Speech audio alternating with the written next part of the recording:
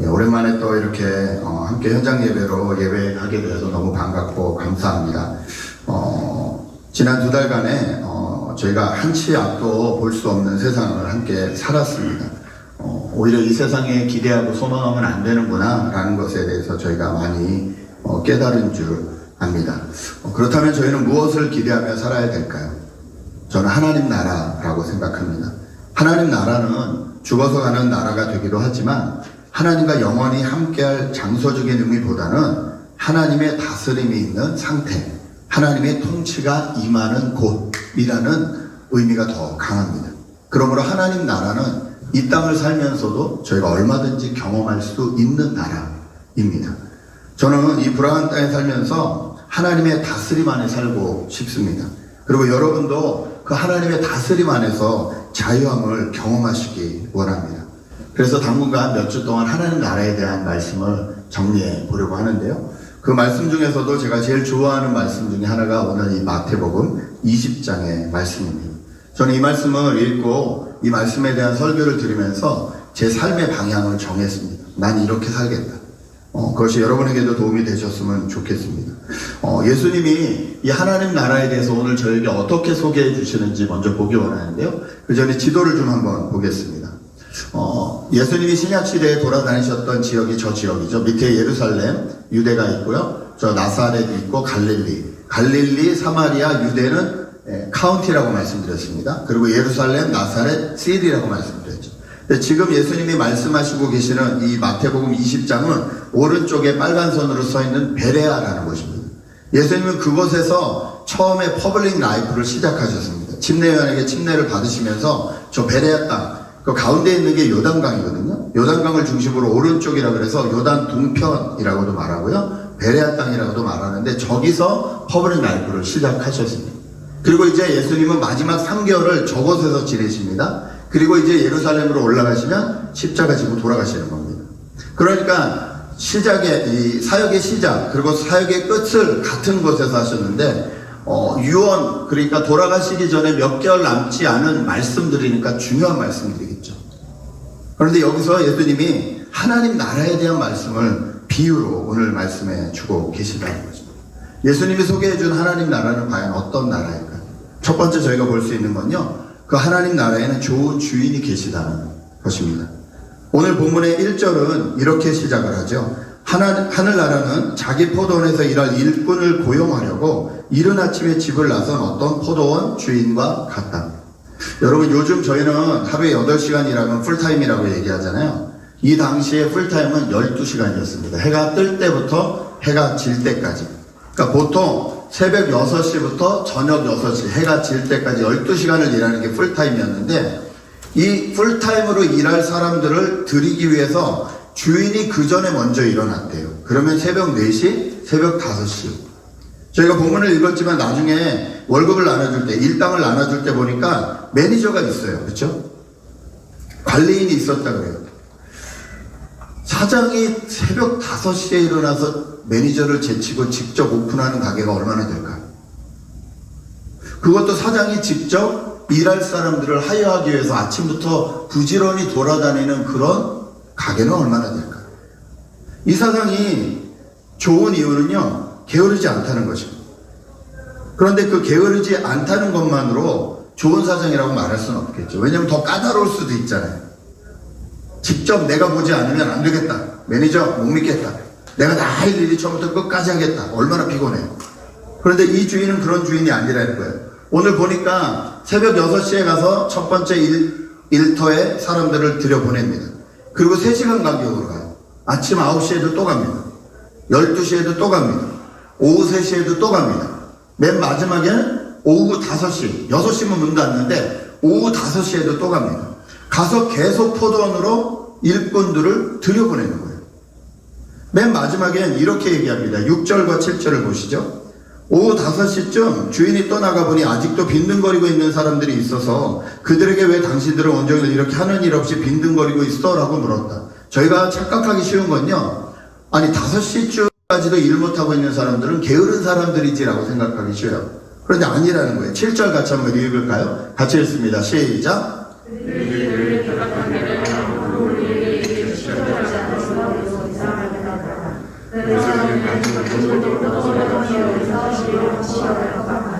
다섯 시까지 기다린 사람들은 게으른 사람들이 아니라 일자리가 없는 사람들. 여러분, 이 팬데믹 상태를 통해서 일 없는 상태가 어떤 상태인지 경험해 보신 분들이 계실 거예요. 일을 한다는 것이 얼마나 감사한지도 경험해 보신 적이 있을 거예요. 이들은 아침부터 일찍 나와서 열심히 일을 찾았을 것입니다. 그런데 자기를 써주는 사람이 없어요. 저희가 데크하고 패디오를 공사하면서 거의 매일같이 홈디포를 갔거든요. 그 홈디포 앞에를 가면 아침부터 본인이 할 수 있는 일이 무엇인지를 종이에 써서 흔드시는 분들이 적어도 10명 이상 매일 있어요. 나는 플러밍을 할 수 있다, 나는 마루를 깔 수 있다, 나는 어떤 작업을 할 수 있다는 걸 영어로, 히스패너로 써가지고 흔드시는 분들이, 일용직 노동자들이 항상 계세요. 그런데 그분들이 다 선택받느냐? 그렇지 않아요. 써줄 사람이 없어서 계속 기다리고 있는 거예요. 집에 가면 가족이 있죠. 자식들이 있죠. 그런데 이 주인이 좋은 이유는 1시간밖에 안 남았는데도 그 사람들을 써준다는 거예요. 여러분, 하나님 나라에는 좋은 주인이 계시는 나라입니다. 다시 말해서 하나님의 다스림이 있는 곳에는 좋은 주인들이 계시다. 지금은 경제가 안 돌아가니까 어쩔 수 없이 이제 문을 열기 시작했지만 이 팬데믹이라는 거는 1차에 끝나지 않는다고 합니다. 적어도 3차. 지금까지 세계적으로 유행된 전염병을 조사해보면 적어도 3차고요. 가장 큰 거는 2차라고 하네요. 그 2차가 지나고 3차쯤 돼야 백신이 나오거나 아니면 전 인구의 25% 이상의 면역성이 생겨서 일반적인 독감 정도의 수준으로 떨어질 수 있다는 거예요. 그러면 저희에게는 시간이 그렇게 많지 않아요. 올 가을에서 늦가을에서 겨울에는 2차가 온다 그러죠. 그러면 한 4개월 남은 거예요. 4개월 뒤에 우리의 직장이 어떻게 될지 아무도 알지 못해요. 그리고 그 다음 내년에 봄까지 우리 회사가 버틸 수 있을지 아무도 알지 못해요. 여러분, 이런 것들을 우리가 생각해야 된다는 거예요.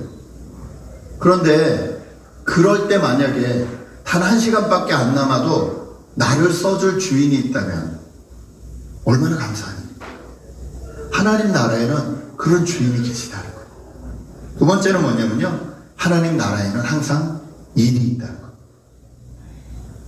여러분, 일할 수 있는 것은 돈을 벌기 위함만이 아닙니다. 요즘은 하도 자본주의 시대가 되니까 일 이꼴 돈이에요. 여기만 우리가 신경이 다 가 있어요. 그래서 일을 했는데 돈을 안 줘? 그럼 더 일 안 해. 이렇게 되어버리고 말았어요. 예, 저희가 삶을 살기 위해서, 생활을 유지하기 위해서 돈이 필요합니다. 그러나 그것이 일하는 유일한 목적이라면 우린 정말 살벌한 사회를 살 수밖에 없어요. 정말 그것이 목적이라고 생각하고 있다면요, 우리가 일용직으로 일하거나 아니면 한국에서 일어나는 여러 가지 계약직, 약속해놓고 2년 3년 지나도 풀타임으로 안 바꿔주고 그렇게 하는 기업들에 대해서 욕할 자격이 없어져요. 그렇죠? 그 사람들은 돈이 우선이라면 돈을 아끼기 위해서 그렇게 하는 건데 누가 뭐라 그럴 수 있겠어요? 그런 사회가 편안하고 좋은 사회일까요? 절대 아닙니다. 여러분, 우리는 일로 가치를 추구해요. 하나님이 우리에게 일을 주셨을 때는요, 하나님의 모든 권한을 가지고 네가 대리 통치 역할을 하라고 주신 거예요. 가치를 나타내라고 주신 거예요. 우리 일을 통해서 이 땅 가운데 하나님의 가치를 드러내는 것이 우리의 일의 목적이에요. 의사가 환자가 낫는 것을 목적으로 하지 않고 돈을 목적으로 하고 일을 한다면 다 불행한 사회가 됩니다. 의사도 다른 의사를 믿지 못하는 사회가 될 거 아니에요. 그렇죠? 다 불행한 사회가 돼요. 미국에서 교사가 된 친구 얘기를 들으니까 방학이나 이럴 때 내년에 이제 교사들이 뭘 좀 업그레이드 해야 되잖아요. 요즘 세대가 계속 바뀌니까 뭐 줌 사용법부터 시작해서 업그레이드 해야 되니까 그 업그레이드 하는 세미나를 연대요. 내년에 자기가 선생님을 하기 위해서 필요한 세미나들인데 그 세미나를 돈을 안 주면 안 들어온대요. 시간당 돈페이를 안 해주면 교사들이 그걸 안 듣는데요. 그래서 20년간 똑같은 머티리얼을 가지고 똑같은 방법으로 지금도 가르치는 교사가 있어도 쫓아내지 못한대요. 교사 노조가 하도 세서.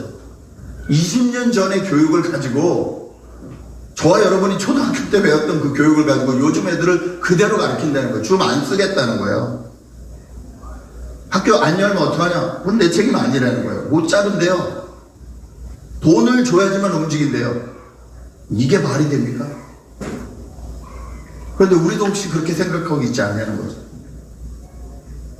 여러분 잊지 마십시오. 하나님은 우리에게 먹고 살기 위해서만 일을 주지 않으신다는 거예요.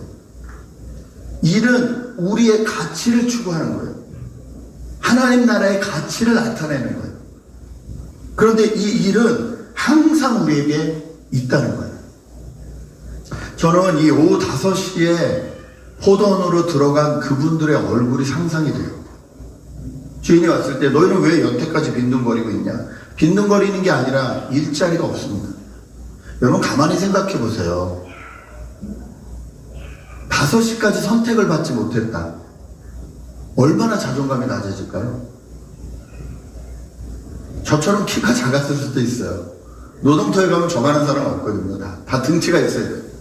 또 저만큼 작아도 얼마나 단단한지 몰라요. 냉장고 혼자 들 수 있어야 돼요. 그래야 그런 분들 선택받는 거예요. 근데 오후 5시까지 선택받지 못했다? 천성적으로 약하게 태어났을 수도 있어요.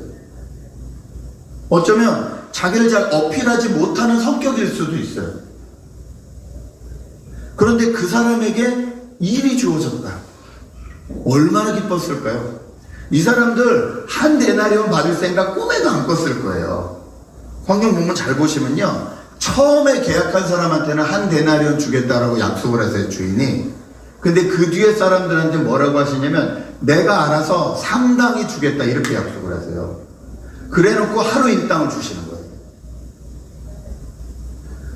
어쩌면 포도원이니까 들어가서 1시간 동안 열심히 일하고 포도송이 몇 송이 가져오면 오늘 저녁에 우리 가족 굶지는 않겠다. 이렇게 생각하고 아마 웃으면서 뛰어들어갔을 거예요.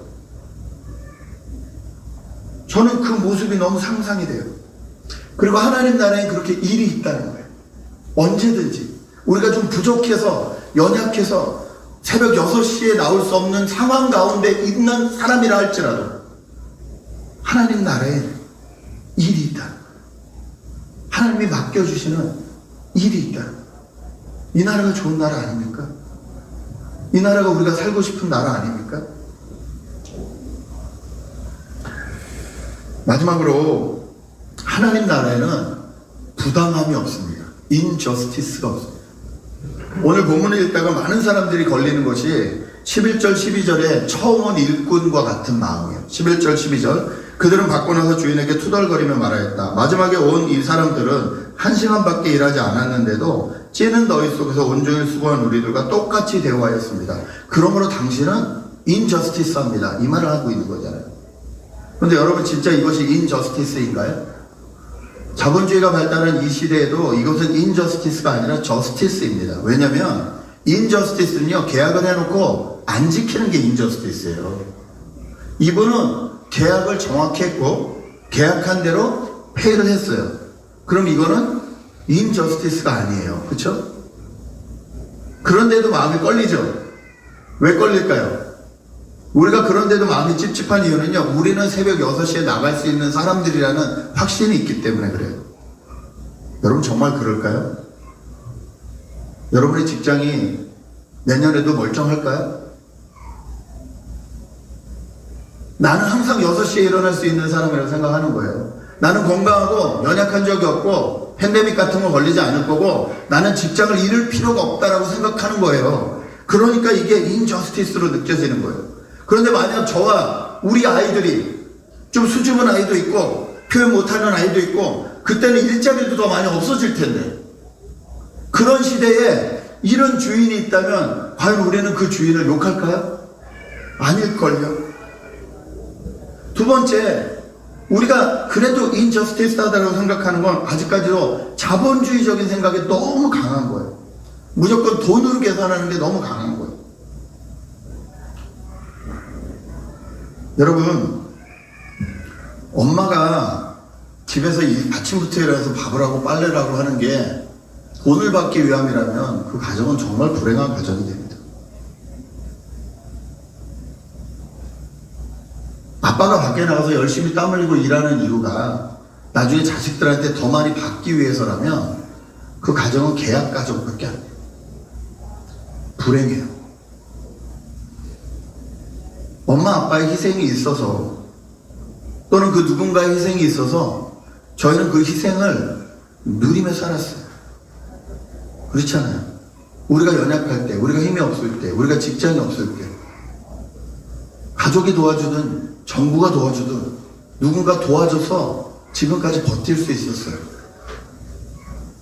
이제 시작을 했지만 정말로 이 사람들이 건강이 걱정돼서 일을 안 나오나, 아니면 실업수당 받으면서 더 많이 주니까 안 나오나, 작전을 바꾸기로 했대죠. 이제 실업수당 더 이상 안 주고 정부에 신고하고 일 들어오는 사람에게 돈을 더 주는 걸로 했대죠.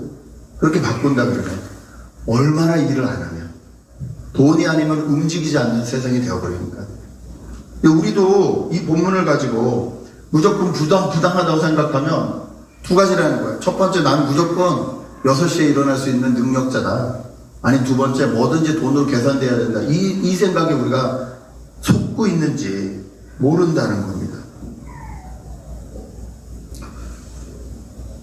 많은 성경학자들은요, 이 본문이 구원에 가는 것이다 이렇게 얘기하세요. 그래서 이른 아침에 불림받은 사람은 10대, 20대 때 하나님을 만난 사람, 그리고 늦은 사람은 나중에 70대, 80대 때 예수님을 만난 사람. 그러나 다 같이 들어와서 한 데나리온, 구원이라는 걸 받은 거는 다 똑같다 이렇게 해석하시는 분들이 참 많아요. 예, 동의합니다. 구원이 뭐 1시간짜리가 있고 12시간짜리가 있을 수는 없잖아요. 한 데나리온이 있고 12데나리온이 있을 수는 없잖아요. 한 구원이 있고 12구원이 있을 수 있는 건 아니잖아요. 예. 그러니까 다 같이 하나를 받는 게 맞다. 주인은 다 구원하기 원한다. 좋은 해석이라고 생각합니다. 그러나 저는 하나님 나라가 이 땅 가운데 이루어지는 하나님의 통치라면, 하나님의 다스림이라면 그렇게만 생각해선 안 된다는 거죠. 분명히 하나님은 인저스티스 하지 않으신 분이고, 물질로는 똑같이 평가해 주지 않으셨어도 하나님 나름대로의 분명한 기준이 있으실 거라는 거예요.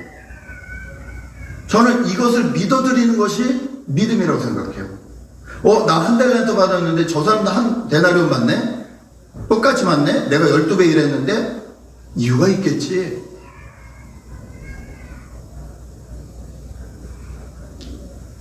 젊은 사람들이 많이 얘기하잖아요. 예수는 그러니까 띵가띵가 신나게 놀다가 죽기 전에 뭐 70, 80대쯤 됐을 때 잠깐 믿으면 되네. 그래도 구원이라며. 엄청 착각이에요. 그 사람이 그때 믿으라는 보장도 없거냐, 그 사람이 언제 죽는다는 보장도 없어요. 그것보다 더 착각은 뭐냐면요, 이 사람은 구원을 어떤 자기가 뭐 돈 주고 사듯이 얻을 수 있는 어떤 이런 거라고 생각해요. 아닙니다. 여러분, 구원은 뭔지 아세요? 구원은 하나님과 동행하는 시간이에요. 하나님과 동행하는 시간이 우리에게 구원으로 다가와요. 한 젊은 부부가 결혼을 해서 아이를 낳습니다. 행복하게 살다가 갑자기 남편이 암이 걸렸어요. 그래서 어린아이 셋을 처갓집에 맡겨놓고 부부가 단둘이서 여행을 가기로 했어요. 짧은 여행을, 국내 여행을 다녀오시면서 그 여행을 하는 내내 그 남편이 안에서 잡으셨어요. 그리고 들어와서 이제 항암 치료를 했지만 결국 남편은 돌아가셨어요. 갑자기 젊은 엄마가 과부가 됐어요. 애 셋을 데리고.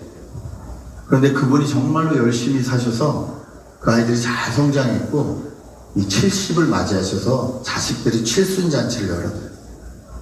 그리고 나서 어머니 한 말씀 하시죠. 그랬더니 그분이 뭐라고 하셨냐면, 너희가 정말 어렸을 때 아빠가 암 판정을 받고 나랑 단둘이서 여행을 간 적이 있다. 그때 네 아빠가 내 손을 한 번도 놓지 않고 꼭 잡아주셨다. 그런데 그 힘이 지금까지 나를 버티게 했다. 이렇게 고백하셨다. 여러분, 이것을 성경 단어로는 크로노스의 시간이 아니라 카이로스의 시간이라고 말해요. 크로노스는 그냥 흘러가는 시간이에요. 10시, 11시, 12시. 근데 카이로스 시간은 내 평생에 잊을 수 없는 순간들을 얘기하는 거예요. 우리는 하나님과 카이로스 시간으로 살아요. 20대 때 하나님 앞에 불림받았다면요, 지금까지 살면서 하나님을 만난 수 없는 경험들이 있는 거예요. 이게 구원이에요. 여러분이 힘들고 어려울 때 어떻게 버티세요? 그때 나를 만나 주신 하나님을 기억하면서 버텨요. 그렇지 않으세요? 그때도 하나님이 나를 이렇게 만나 주셨는데 이때쯤이야 라고 넘어갈 수 있는 믿음은요, 그 카이로스 시간들을 통해서 우리에게 주어집니다. 돈으로만 환산하는 것이 아니에요. 하나님과 함께 동행할 수 있고 하나님의 포도원에서 같이 일할 수 있다는 것, 이것이 우리에게 가치고 우리에게 기쁨이에요. 하늘나라엔 이것이 있다는 거예요. 저스티스한 거예요. 여러분, 부모님이 다 말씀 안 해주실 때 있죠. 저도 저희 아이들한테 다 말 안 해줄 때 있어요. 이거 좀 해줘. 아빠 왜요? 물으면 이래서 라고 하지만, 이게 이렇기 때문에 이렇게 될 거고 이렇게 되니까 이렇게 해서 네가 이렇게 해줬으면 좋겠어 라고 다 설명하지 않아요. 그럴 땐 어떻게 하는 게 자식된 노래로서 옳을까요? 네 하고 따라오면 돼요. 잘 이해가 안 되면 물으면 되고. 아빠 뭔 뜻이 있겠지? 네. 제가 농담으로 그래요. 지금 50불 받을래? 10년 뒤에 5만 불 받을래? 5만 불 줄 능력도 없지만 일일이 하나하나 다 설명하지 않아도 아빠를 신뢰할 수 있는 관계, 그 관계가 행복한 관계잖아요. 하나님 나라는 그런 관계라는 거예요. 부당합니다. 지금 당장 이걸 못 받았으니 부당합니다. 아니 그랬다가 이제 내일부터 안 써주시면 어떡하려고. 여러분, 한 데나리온씩 받으면서 1년이고 2년이고 계속 일하는 게 낫지, 오늘 한 데나리온만 받고 내일부터 영원히 일이 없는 게 나을까요? 그 좋으신 주인이 나중에 욱하셔서 뭐라 그러세요? 내가 내 것을 가지고 남에게 더 후하게 줬다고 네가 나를 부당하다고 말하느냐? 너는 네 거나 가지고 가라. 그러면서 맨 마지막에 예수님이 뭐라 그러세요? 16절 같이 읽겠습니다. 시작. 이와 같이 꼴찌들이 첫째가 되고 첫째들이 꼴찌가 될 것이다. 하나님이 일부러 첫째를 꼴찌 만드시는 분이 아니에요. 그런데 그렇게 되는 사람들이 있다는 거예요. 하나님 앞에 마음을 잘못 써서. 그러지 말자는 거예요. 하나님 나라는 그런 나라 아니라는 거예요. 여러분, 정말 하나님을 따르다가 조금 이해가 안 되시면 뜻이 있겠지라고 하나님을 좀 믿어주시기 바랍니다. 그럼 하나님이 설명해 주세요. 시간이 지나면 이해가 되게 하세요. 저는 그걸 많이 경험했어요. 예수를 안 믿었으면 내가 어떻게 됐을까? 생각만 해도. 전 술을 잘 못 먹는데 저희 아버님이 어떻게 속이 상한 일이 있으셨는지 술을 드시고 들어오셨어요. 하루. 그날 아버지가 돌아가셨어요. 29대. 저희 어머니는 뒤에 9만 붙으면 불안해하셨어요. 제가 29대, 39대, 49대, 아홉수라는 거 있죠? 어른들 안 믿는 분. 불안해하셨어요. 네.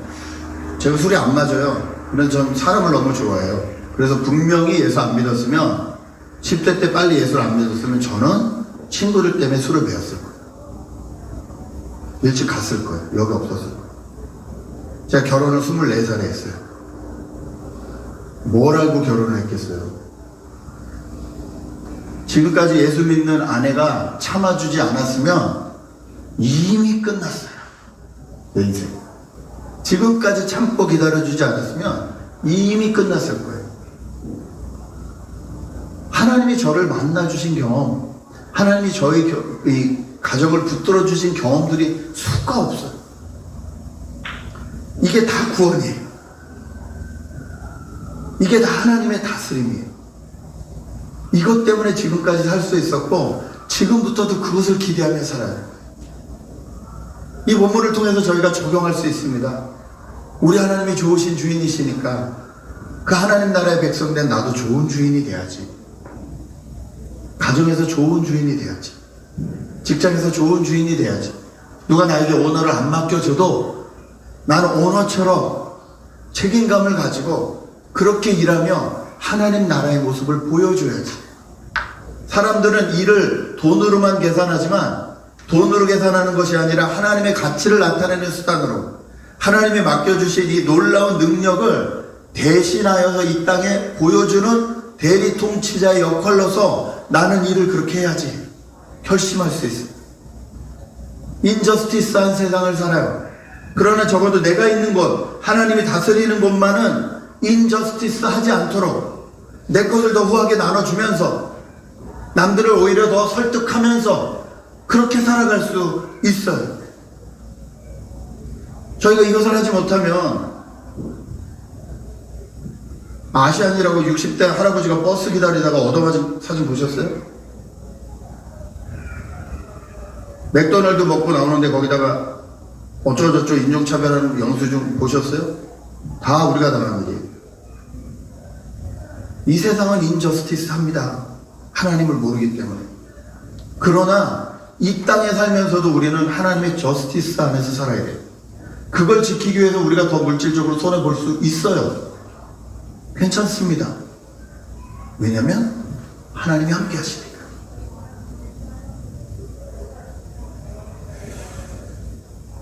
아까도 말씀드렸듯이 저희가 이렇게 모여서 예배 드릴 수 있는 시간이 불과 4개월도 안 남았을 수 있어요.